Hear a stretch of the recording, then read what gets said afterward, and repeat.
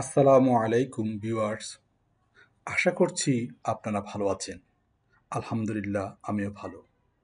তো ভিউয়ার্স, আজকে দেখব কিভাবে উইন্ডোজ 11 কম্পিউটারের স্টার্ট মেনু যদি রেসপন্ড না করে তাহলে তা ফিক্স করতে হয়।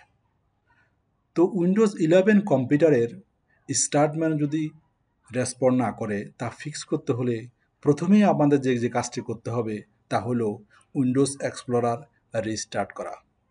তো উইন্ডোজ এক্সপ্লোরার রিস্টার্ট করার জন্য আমরা কিবোর্ড থেকে প্রেস করব কন্ট্রোল শিফট এসকেপ। তাহলে আমরা টাস্ক ম্যানেজারে চলে আসব। আমরা টাস্ক ম্যানেজারে অন্যভাবেও আসতে পারি, সেটা হচ্ছে কিবোর্ড থেকে আমরা প্রেস করব কন্ট্রোল অল্টার ডিলিট, তারপর আমরা টাস্ক ম্যানেজারে ক্লিক করলে আমরা টাস্ক ম্যানেজারে আসতে পারবো। টাস্ক ম্যানেজারে আসার পর আমরা প্রসেসেস এখানে ক্লিক করব। এখানে ক্লিক করার পর আমরা উইন্ডোজ এক্সপ্লোরার খুঁজে বের করব। একটু নিচের দিকে পাবেন উইন্ডোজ এক্সপ্লোরার, এটাকে আমরা রাইট মাউস ক্লিক করে রিস্টার্ট করে দেব। রিস্টার্ট করার পর আপনার স্টার্ট মেনুটা কাজ করবে। যদি রিস্টার্ট করার পরেও উইন্ডোজ স্টার্ট মেনু কাজ না করে তাহলে পরবর্তী কাজ হচ্ছে কম্পিউটারে কোনো আপডেট আছে কিনা তা চেক করা। কিভাবে চেক করব?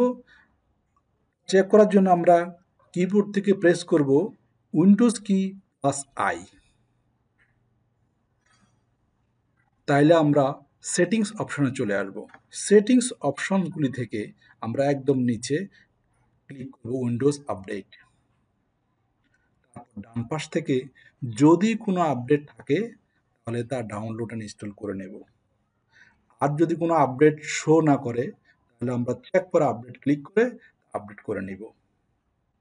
যদি তারপরও স্টার্ট মেনুটা কাজ না করে পরবর্তী কাজ হচ্ছে একটা লগ ইন তৈরি করা।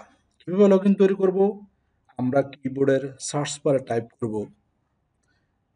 LUSRMGR.MSC লিখে আমরা এন্টার ক্লিক করব অথবা ওপেনে ক্লিক করব। ওপেনে ক্লিক করলে আমরা লোকাল ইউজার্স অ্যান্ড গ্রুপস অপশনটা উইন্ডোটা পাবো। এখান থেকে আমরা ইউজার্সে ক্লিক করব, তারপর ডান পাশে আমরা রাইট মাউস ক্লিক করে নিউ ইউজারে ক্লিক করব। এখানে আমরা ইউজার নেম দিব এবং ইউজারের পাসওয়ার্ড দিব। এটা উঠিয়ে দিয়ে আমরা পাসওয়ার্ড নেভার এক্সপায়ার দিব। ক্রিয়েটে ক্লিক করে একটা নতুন অ্যাকাউন্ট ক্রিয়েট করে হয়ে যাবে।